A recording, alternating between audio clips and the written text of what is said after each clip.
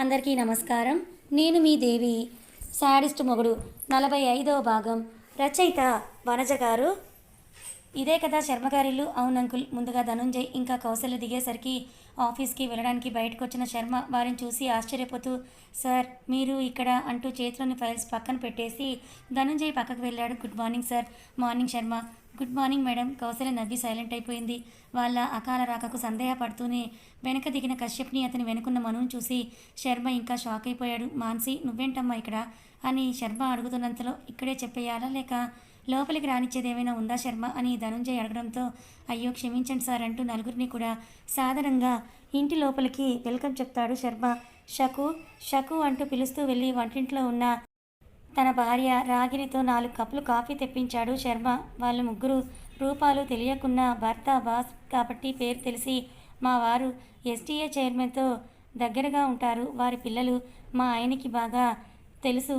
వాళ్ళ personal files అన్నీ కూడా చూసేది ఈయనే అని కాలనీ వాళ్ళకి గొప్పగా చెప్పుకొని మెప్పు పొందటం శకుంతలకి బాగా అలవాటు. ఇప్పుడు వాళ్ళు ఏకంగా తమ ఇంటికే వచ్చేసరికి దీనికి ఇంకొంచెం మసాలాన్ని తగిలించి పెట్టాలని కాలనీలో గ్రిప్ పొందాలని ఆమె ఆశ పడేలోపు మాన్సిని చూసి ఆమె ఐక్యూ రేంజ్లో పని మొదలెట్టింది. కానీ పెద్దవాళ్ళు ఏమనలేక కాఫీ ఇచ్చి సైలెంట్గా శర్మ పక్కన నిలబడింది శకుంతల.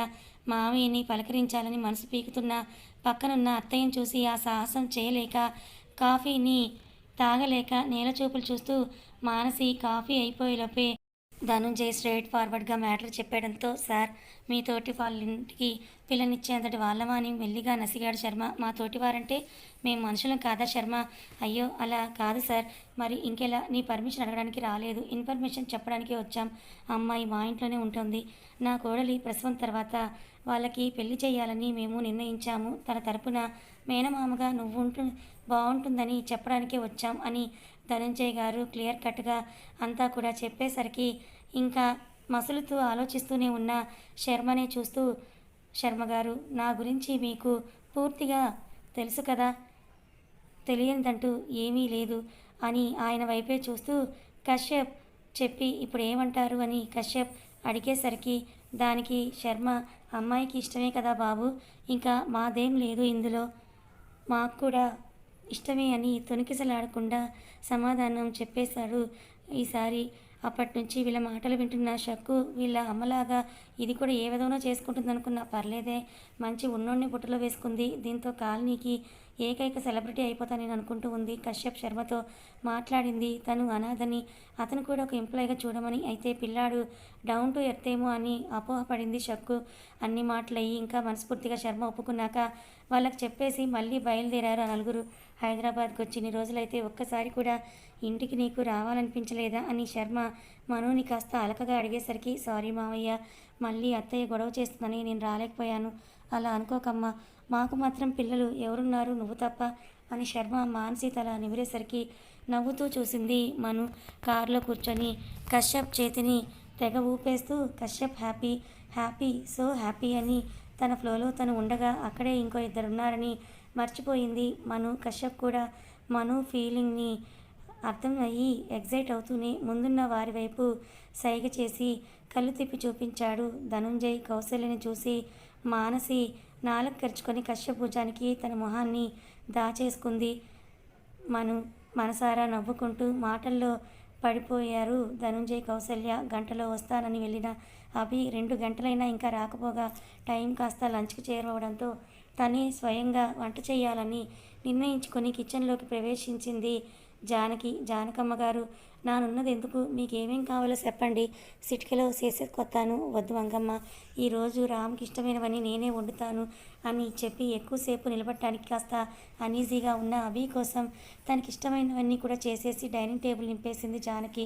మధ్యాహ్నం అవుతున్నా ఇంటికి వెళ్ళాలని మనసు లాగుతున్న నార్మల్ వర్క్ని కూడా క్యాబిన్లో కూర్చొని లేట్గా చేస్తున్నాడు అభి. మనసు ఇంటికి వెళ్ళమని చెప్తూ ఉంటే బుద్ధి వద్దని చెప్తుంటే పెరిగిన హెడేక్కి 2 సిగరెట్లతో మందు రాసుకొని అలాగే కూర్చున్నాడు. జానకమ్మ, అబ్బాయి గారు వచ్చేలా కనిపించడం లేదు, కాస్త తిని మాత్రలు వేసుకోమ్మా, మీరు తినకపోయినా మళ్ళీ కోపం వస్తుంది, ఆయనకే కదా, అదొక్కటే అడగకపోయినా వస్తుంది మీ అబ్బాయి గారికి అని సాగదీస్తూ వెళ్ళి చేసిన లంచ్ని అంతా కూడా బాక్స్లో పెట్టేసి డ్రైవర్తో ఆఫీస్కి పంపించింది జానకి. సార్ క్యారియర్ అని ప్యూన్ చెప్పేసరికి దమ్ము లాగుతున్న అభి అక్కడ పెట్టేసేయ్ అని చెప్పడంతో ప్యూన్ వెళ్ళి ఆ క్యారియర్ని అక్కడ పెట్టి వెళ్ళిపోయాడు. క్యారీ టేబుల్ మీద పెట్టేసి మమ్మీ లేదు కదా మరి బాక్స్ అని ఆలోచిస్తూ మంగమ్మ కానీ పంపిందా అనుకుంటూ ఓపెన్ చేసేసరికి ఆ గుమగుమలు వేసిన తీరు అభి పెదవుల్లో నవ్వుని రప్పించగా అంతలోనే నొసలు ముడిపడింది. దీన్ని రెస్ట్ తీసుకోమని నేను చెప్తే వంటలకు అవతారం ఎత్తిందా అని విసుగు చెందుతూ కాల్ చేద్దాం అనుకునే లోపే వద్దులే లేనిపోని హోప్స్ పెట్టిన వాడిని అవుతాను అనుకుంటూ శుభ్రంగా తినే పనిలో పడిపోయాడు. అభి చూడకపోయినా అభి తింటున్నాడని అర్థమైన జానకి తను కూడా నాలుకకి అప్పేవి కొంచెం తిని ట్యాబ్లెట్స్ వేసుకొని పడుకుంది. ఒసే జాహ్నవి ఏంటో ప్లాన్ అన్నావు? హా ma'am, on the way to execution. సరే సరే నా పాత్ర ఏంటో చెప్పు అల్లాడిచ్చేస్తా అని గాయి అనేసరికి 2 మిడ్ నైట్ షో టికెట్లు చేతిలో పెట్టి నువ్వు డాడీ వెళ్ళేసి చూసేసి రండి. అదే మీ పాత్ర. మేము లేకుండా నువ్వేం చేద్దామని నేను ఏదో ఒకటి చేసుకుంటాను, మీరు దయచేయండి అని ఆ సాయంత్రమే గాయి సుబ్బుని అక్కడి నుంచి పంపించేసింది జాహ్నవి. 7 అవుతూ ఉండగా అభి ఇంటికి వచ్చాడు ఆఫీస్ నుంచి. వర్కర్స్ కూడా ఎవరు అంతగా లేకపోవడంతో పెద్దగా పట్టించుకోకుండా తన రూమ్లోకి వెళ్ళిపోయి ఇంకా మత్తుగా నిద్రపోతూ ఉన్న జానకిని చూస్తూ ప్రెగ్నెన్సీలో ఇదంతా కూడా కామనేనా, ఇలాగే నిద్రపోతారా అనుకుంటూ నిట్టూరుస్తూ ఫ్రెష్ అయ్యి డిన్నర్ తేవడం కోసం కిందకి వెళ్ళాడు. తన రూమ్లో చీర, బ్లౌజ్, సవరం, పూలు అన్నీ డ్రెస్సింగ్ టేబుల్ మీద పెట్టుకుని వాటిని చూస్తూ నీతో ఒక్క రోజైనా చాలు బావా, అయినా ఆస్తి కూడా కావాలనుకో, ఈ రోజు తర్వాత ఎలాగో ఆస్తి వస్తుంది అనుకుంటూ సంబరపడిపోతున్న జాహ్నవికి అజిత్ నుండి కాల్ వచ్చింది. విసుగ్గా కాల్ కట్ చేస్తూ అలంకరించడంలో బిజీ అయిపోయింది జాహ్నవి. అజిత్ ఆపకుండా కాల్ చేస్తూ ఉండేసరికి ఇంకా విసిగెత్తిపోతూ ఫోన్ లిఫ్ట్ చేసి నోట్లో బండబూతులు తిట్టుకుంటూ చెప్పు అని అంది. పని అయిందా? ఇంకా లేదు, ఇప్పుడే మా బావ వచ్చాడు. ప్రతిసారికి ఇలా కాల్ చేసినా డిస్టర్బ్ చేయకు అని పెట్టయిపోతుండగా నేను ఇక్కడే ఉన్నాను అన్న అజిత్ మాటతో మళ్ళీ చెవి దగ్గర పెట్టుకుంది ఫోన్ని. వీడెందుకు వచ్చాడు అని మనసులో అనుకుంటూ నువ్వెందుకు వచ్చావు, మా బావ కనుక చూశాడంటే అయిపోతావు అని వార్నింగ్ లాగా చెప్పింది జాహ్నవి. అంత సీన్ లేదులే, పోయిన 2 సార్లు ప్లాన్ని అటర్ ఫ్లాప్ చేశావు కదా, ఈసారి ఇంకేం చేస్తావు అని నేనే వచ్చాను. ఎందుకు అంతలా భయపడి చేస్తున్నావు? ఇంట్లో మీ బావ నా జానకి తప్ప ఎవరూ లేరు కదా, ఇంకేమీ కాదులే అని అన్నాడు అజిత్. కాల్ కట్ చేశాడు. ఫుడ్ కోసం కిందకి వచ్చిన అభి దాదాపు 20 దాకా లెటర్స్ ఇంకా కొరియర్ వచ్చి కనిపించడంతో వాటి వైపే అలాగే చూస్తూ ఇంపార్టెంట్ అయితే తప్ప ఇంట్లోకి తీసుకురారు కదా అనుకుంటూ ఫస్ట్ ఆ నిద్రమొహం ఆవిని లేపి తినిపించి తర్వాత వచ్చి చూద్దాం అనుకుని డైనింగ్ టేబుల్ దగ్గరికి వెళ్ళాడు అభి. మంగమ్మ అన్ని పనులు చేసేసి ఫుడ్ కూడా చేసేసి వంటింట్లో కూర్చొని ఇన్స్టా స్క్రోల్ చేసుకుంటూ ఉంది. కశ్యప్ తీయించిన ఫోన్లో మంగ అని పిలవడంతో వచ్చేస్తున్నాను అబ్బాయి గారు అంటూ ఫోన్ పక్కన పెట్టేసి వెళ్ళి అభి ముందు నిలబడింది. ప్లేట్లో అన్నీ వడ్డించు అని చెప్పి ఒక్కసారి బయటికి వెళ్ళి వచ్చాడు. ఏదో అనుమానంగా అనిపించడంతో మంగమ్మకి జానకి రుచులు క్లియర్గా తెలియడంతో జానకి ఏం తింటుందో అవే ప్లేట్లు నింపేసి అభికి ఇచ్చి పంపించింది. మళ్ళీ రీల్స్లో బిజీ అయిపోయింది. అభి వెళ్ళేసరికి జానకి వాష్రూమ్లో ఉండడంతో ఇప్పటికి అయ్యిందా నిద్ర అని అనుకుంటూ ఏయ్ అని పిలిచాడు అభి. హా రామ్, వస్తున్నావా? ఫ్రెష్ అవుతున్నా, ఇంకొంచెం టైం పడుతుంది, నీకు సర్వెంట్ డ్యూటీ చెయ్యాలా? నేను ఫుడ్ తీసుకొని వచ్చాను, ఫుడ్ ఇక్కడ పెట్టాను, తిని మెడిసిన్ వేసేసుకో. సర్వెంట్నే నాతో పాటు నీ బేబీకి రామ్ అని అనుకుంటూ జానకి మరి నువ్వు అనేలోపు అభి కిందకి వెళ్ళడంతో జానకి ఎటువంటి రెస్పాన్స్ లేదు. అక్కడి నుంచి బయటికి నక్కి రాబోతూ ఉన్న జాహ్నవి అభి ముందే తనని చూస్తే చీరేస్తాడని భయపడి లోపలికి నక్కి వెళ్ళిపోయింది. హాల్లో సెటిల్ అయి వచ్చిన లెటర్స్ అన్నీ తిరిగేస్తున్నాడు అభి ఇంకా చుట్టుపక్కల లేడని కన్ఫర్మ్ చేసుకొని నక్కి బయటకు వచ్చింది. మళ్ళీ కిచెన్లోకి వెళ్దామని చూసిన జాహ్నవికి అభి హాల్లోనే ఉండడం భయం కలిగిస్తూ అక్కడికి ఎలా వెళ్ళాలని ఆలోచిస్తూ ఉంది. వెంటనే ఐడియా రావడంతో ఒక ఫ్లోర్ లివింగ్ ఏరియాలోకి వెళ్ళి ఇంటి ముందు ఒక రాయి ప్లస్ ఒక పూల తొట్టి విసిరింది. సౌండ్ కాస్త ఎక్కువ రావడంతో అభి బయటికి వెళ్ళాడు. అదే అదునుగా కిచెన్లోకి దూరిపోయింది జాహ్నవి. మంగమ్మ జాహ్నవిని చూసి డోరెళ్ళ పెడితే ఏయ్ బావ హాల్లో ఉంటే కనీసం కాఫీనో టీనో పాలో ఇవ్వచ్చు కదా అని కసురుతో అడిగింది. అచ్చం జానకిలా ఉన్న జాహ్నవిని చూస్తూ ఏంటి జాహ్నవమ్మ గారు ఇలా రెడీ అయ్యింది అనుకుంటూ అబ్బాయి గారు ఇందాకే అన్నం తిన్నారని చెప్పింది. అన్నం తింటే ఆ తర్వాత పాలు తాగకూడదని రూల్ ఉందా ఏంటి? వెళ్ళు బావకి పాలు ఇచ్చేసి రాపో అని అంటూ పాలు ఉన్న గిన్నెలో తనతో తెచ్చిన ఆ పౌడర్ని మొత్తం కూడా మిక్స్ చేసేసింది. మంగమ్మ చూడకుండా జాహ్నవి సరేమ్మా అని అంటూ మంగమ్మ అనేసరికి జాహ్నవి హాల్లోకి వచ్చేసింది. అభికి ఇంకాస్త అనుమానం ఎక్కువ అయ్యేసరికి కాసేపు బయటే వాకింగ్ చేస్తూ అలాగే అటు ఇటు తిరుగుతూ ఉన్నాడు. అన్ని వైపులా స్కాన్ చేస్తూ అబ్బా సూపర్ ఛాన్స్ అనుకుంటూ ఎగురుకుంటూ వెళ్ళి పట్టీలు సౌండ్ చేస్తాయని సంబరంగా పైకి వెళ్ళింది. ఎటువంటి సౌండ్ ఇక రాకపోవడంతో అభి లోపలికి వచ్చేస్తే 2 గ్లాసుల పాలు అక్కడ పెట్టి ఉంది మంగమ్మ. మంగమ్మ మమ్మీ డాడీ కూడా లేరుగా, ఇంకా నువ్వేం పని చేస్తావు, వెళ్ళి పడుకో అని చెప్పి అవి ఇంపార్టెంట్గా ఉన్న ట్రాష్ లాంటి లెటర్స్ కావడంతో తలని సోఫాలో వెనక్కి వాల్చేసి కాసేపు రిలాక్స్ అయ్యి పాలు మొత్తం తాగేశాడు అభి. అభి చెప్పడంతోనే ఫోన్ కిచెన్లోనే వదిలేసి అవుట్ హౌస్కి వెళ్ళిపోయింది మంగమ్మ.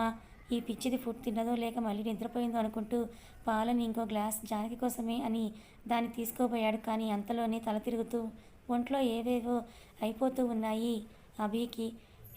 హెవీ ఫీలింగ్స్ అన్నీ వచ్చేస్తూ ఉన్నాయి. మైండ్ ఎప్పుడో తన కంట్రోల్ దాటిపోయింది. తూలుతూ అడుగులు వేసుకుంటూ మెల్లిగా మెట్లెక్కి సాగాడు అభి. ఫేస్ వాష్ చేసుకోవాలి, తన రూమ్కి వెళ్ళాలి అని తల పట్టుకొని స్టేర్స్ని సపోర్ట్ తీసుకుంటూ మెల్లిగా ఒక్కో అడుగు వేసుకుంటూ తన ఫ్లోర్ వరకైతే వెళ్ళాడు. కానీ అక్కడ వెనక నుండి జానకిలా ఉన్న జాహ్నవిని చూసేసరికి తనలో ఉన్న ఫీలింగ్స్ ఇంకా కంట్రోల్ అవ్వడం లేదు. తన చెంపల మీద తని కొట్టుకుంటూ ఉన్నాడు అభి. కంట్రోల్లో ఉన్నామని అభిని కాన్షియస్లోకి తీసుకొని రావడానికి, కానీ తన మనసు మాట వినడం లేదు. పాలల్లో పౌడర్ని మిక్స్ చేసి వెళ్ళిన జాహ్నవి డైరెక్ట్గా జానకి రూమ్లోకి వెళ్ళింది. కానీ జానకి ఫుడ్ పక్కన పెట్టి ఏదో లోకల్లో ఉంది. అబ్బా భలే ఛాన్స్ దొరికింది అనుకుంటూ ఇటువైపు నుండి మెల్లిగా రూమ్లో తనతో పాటు తెచ్చిన నాటు మందు స్ప్రే చేసి ఏం తెలియనట్టుగా రూమ్ డోర్ లాక్ చేసి పక్కనే ఉన్న రూమ్లో వెనక్కి తిరిగి నిలబడింది అభి. తూలుతూ రావడంతో స్ప్రే చేసిన మందు జానకి ముక్కు పుట్టాలకి చేరేలోపు అజిత్ అభి పైకి వెళ్ళడం గమనించి హాల్లోకి వెళ్ళాడు. జానకి ఎలాగో పొద్దున్నకి ఎంటీ స్టమక్ అయిపోతుంది, ఇంతకీ జాహ్నవి స్ప్రే చేసిందా లేదా అని అనుకుంటూ జాహ్నవికి కాల్ చేశాడు. కానీ ఆమె ఫోన్ సైలెంట్లో ఉండడంతో లిఫ్ట్ చేయలేదు. సెన్స్ లాస్ అవుతున్న అభి జానకిలా కనపడుతున్న జాహ్నవి దగ్గరికి వెళ్ళి భుజం మీద చేయేశాడు. అంతే, తనవంతా పులకరించిపోయిన ఫీలింగ్ జాహ్నవిది. కట్ చేస్తే ఒక రూమ్లో సైలెన్స్గా ఉంటే ఇంకో రూమ్లో జానకి ఏడుపులు. ట్విన్స్ పంప్తో వెళ్ళకిలా పడిన జానకి తన మీద మోపుతున్న బరువుని మోయడం ఆమె తరం కావడం లేదు. నెట్టాలని చూస్తున్న ఆమెకి ఆ వీలు లేకుండా చేతులు లాక్ చేసేశాడు. కార్చే ఆ కన్నీరు బుగ్గల నుండి జారుతూ గుండెల మీదకి దూకుతూ ఉంటే ఆ నీరు అతనికి దాహాన్ని తీరుస్తున్నాయి. అప్పట్నుంచి మోసిన ఆ బరువుకి కడుపులో మెల్లిగా నొప్పి పుడుతూ ఉంటే అడ్డగించే ప్రయత్నం కూడా చేయలేకపోతుంది జానకి. కాస్త మనం రీల్ని రివైండ్ చేసుకుంటే అసలు ఏం జరిగిందో తెలుసుకుందాం. సెన్స్ లాస్ అవుతున్న అవి జానకిలా కనపడుతున్న జాహ్నవికి దగ్గరికి వెళ్ళి భుజం మీద చేయేశాడు. అంతే, తనువంతా పులకరించిపోయిన ఫీలింగ్ జాహ్నవిది. ఆమెకు దగ్గరగా జరిగి మనసు వద్దని చెప్తున్న బుద్ధి విచక్షణ కోల్పోయి జాహ్నవిని వెనక నుండి కౌగిలించుకున్నాడు అభి. ఓ గాడ్ థ్యాంక్ యూ అనుకుంటూ ఇంకా తన ప్లాన్ వర్కౌట్ అవుతుందని సంబరంలో వెనక్కి ఉన్నది కాస్త ఆత్రంతో అభిని ఫేస్ టు ఫేస్ అప్ చేసుకోవాలని కక్కుర్తితో ముందుకు తిరిగింది. అంతే, అభి జాహ్నవి ఫేస్ని గుర్తుపట్టి చేసుకున్న హగ్ని వదిలేసి జాహ్నవిని మంచం మీద విసురుగా దుబ్బేశాడు. నడుము విరిగిపోయిన ఫీలింగ్ జాహ్నవిది. చ మళ్ళీ ప్లాన్ అటర్ ఫ్లాప్ చేసుకున్నానా అని అనుకుంటూ అయినా సరే చివరి ఛాన్స్గా పైకి లేచి రామ్ నేను నీ జానుని అంటూ హక్ చేసుకోబోయింది జాహ్నవి. దాంతో అభి లాగిపెట్టి ఒక్కటి పీకి ఆమె గొంతు పట్టుకున్నాడు ఒక చేత్తో. ఇంకో చేత్తో తల వెనక రబ్ చేసుకుంటూ how dare you to act like this అని మళ్ళీ ఇంకో చంప పాయించాడు. ఈసారి లేవలేని సిచ్యువేషన్కి వచ్చేసింది జాహ్నవి. అది తమ రూమ్ కాదని భావించి అక్కడి నుంచి బయటకొచ్చాడు అభి. హాల్లో అటు ఇటు తిరుగుతూ అన్నీ సక్రమంగా జరిగిపోతున్నాయని ఫీల్ అవుతూ సొంతిల్లైనట్టుగా తిరుగుతున్నాడు అజిత్.